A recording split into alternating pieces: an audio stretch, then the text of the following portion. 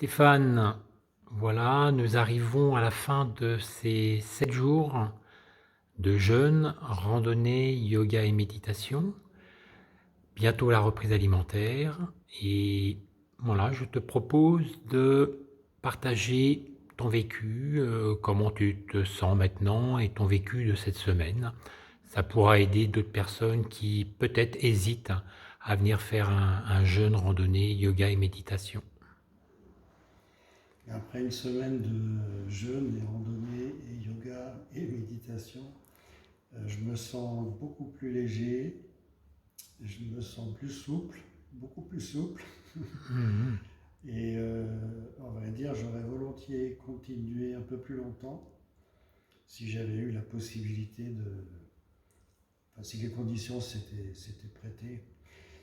Euh, c'est une semaine de ressourcement, d'allègement, de rencontres aussi, de communication. Enfin, c'est une semaine très riche en fait.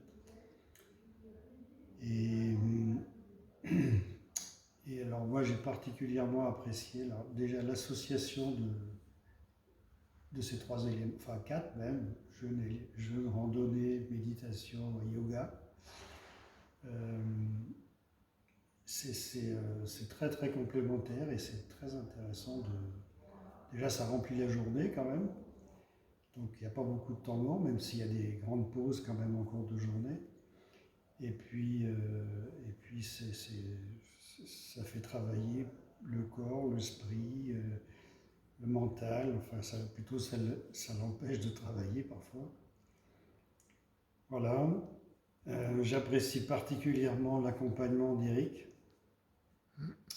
qui est vraiment à sa place dans cette proposition et qui est à la fois très présent, très attentif et en même temps qui laisse beaucoup de liberté tout en portant un cadre. Enfin, je trouve que c'est parfait, Mhm. c'est l'encadrement qu'il faut pour ce genre de choses, d'activités.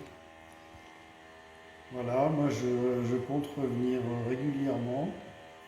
En plus, les randos sont magnifiques, même si je les connais parce que j'habite pas très loin.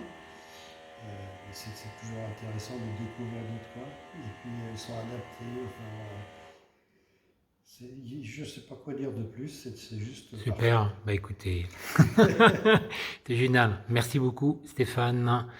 Et bah bientôt bon appétit alors, hein. Merci.